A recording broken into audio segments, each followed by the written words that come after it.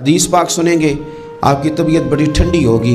میرے نبی پاک صلی اللہ تعالیٰ علیہ وسلم نے ارشاد فرماتے ہیں کہ جو بندہ سوال سے بچنا چاہے گا، ارادہ کرے گا اللہ میں نے کسی سے نہیں مانگنا، فرمایا جو سوال سے بچنا چاہے گا رب اسے سوال سے بچا لے گا۔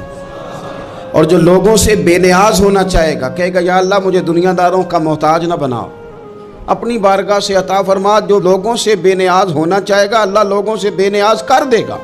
اور فرمایا جو صبر کا ارادہ کرے گا اللہ اسے صبر کی توفیق بھی عطا فرما دے گا۔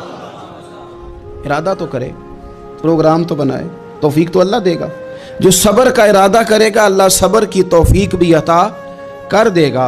اور حضور صلی اللہ تعالیٰ علیہ وسلم فرمانے لگے یاد رکھو کسی بندے کو جو بہترین تحفہ دیا گیا ہے نا، اگر کسی کو کوئی بہترین عطیہ ملا ہے تو پھر اللہ تعالیٰ نے اسے صبر عطا فرمایا ہے۔ یہ بہترین تحفہ ہے، اس سے زندگی سنور جاتی ہے، اس سے انسان باوقار اور مطمئن ہو جاتا ہے، اس سے اس کے شب و روز آسانی سے بیتتے ہیں، وہ دنیا کی پک ڈنڈیوں سے آسانی سے گزر کے اللہ کی بارگاہ عالی مرتبت میں سرخرو ہو کر حاضر ہو جاتا ہے۔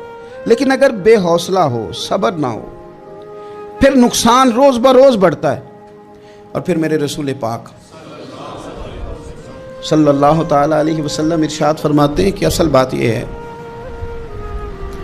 کہ اللہ تعالیٰ نہ کسی بندے کا درجہ بلند کرنے کا ارادہ فرماتا ہے، لیکن اس کے اعمال اس طرح کے نہیں ہوتے کہ اس کا درجہ بلند کیا جائے۔ اب رب کیا کرتا ہے، اللہ تعالیٰ اس کو مال کی، جان کی، اولاد کی کسی مشکل میں ڈال دیتا ہے۔ اس مصیبت پر وہ بندہ صبر کرتا ہے تو اللہ تعالیٰ اس کا درجہ بلند فرما دیتا ہے۔ اعمال اس قابل نہیں تھے کہ درجات بلند ہوں، وہ اعمال کی بنیاد پر نہیں کر سکتا تھا تو اللہ نے کسی مشکل میں ڈال کے نہ اپنے فضل سے درجہ بلند کر دیا۔ اب جو راہ طریقت کا مسافر تھا، جو سلوک کی منازل طے کر رہا تھا، جو اللہ رسول کے قریب جانے چاہ رہا تھا، اس کے لیے کتنی آسانی ہو گئی کہ مجاہدہ تو زیادہ نہ کر سکا، کثرت سے نفلی صوم و صلات کا بندوبست تو نہ کر سکا، تھوڑا سا صبر کیا، رب نے اپنا اور اپنے محبوب کا قرب عطا فرما دیا۔ تو یہ تو آپ صبر کرنے کے لیے جب نکلے ہیں تو آپ نے تو رب رسول کو پا لیا۔ یہ صبر تو وہ والا سفر ہے جس کی جو منزل ہے وہ اللہ رسول کا قرب ہے۔ تو ہم لوگ تھوڑی تھوڑی باتوں میں حوصلہ ہار جاتے ہیں، صبر چھوڑ جاتے ہیں، پریشانی بڑھ جاتی ہے، پتہ نہیں ایسے محسوس ہوتا ہے کہ جیسے یہی بندہ دنیا کا سب سے دکھی بندہ ہے۔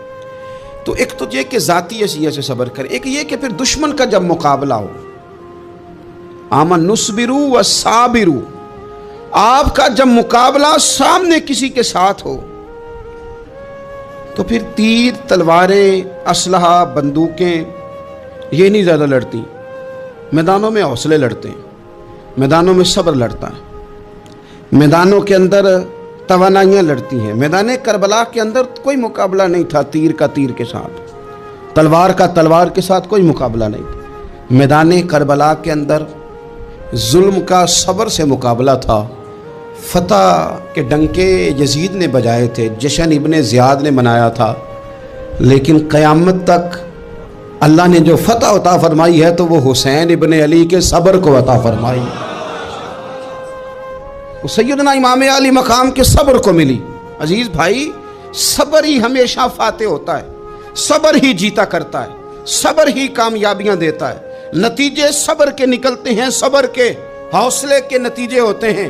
ہماری جلد بازی ہمیں شکست خوردہ کر دے گی، ہمارا حوصلہ نہ ہونا ہمیں ہرا دے گا، ہم کمزور پڑ جائیں گے اگر ہم بے حوصلہ ہو جائیں گے۔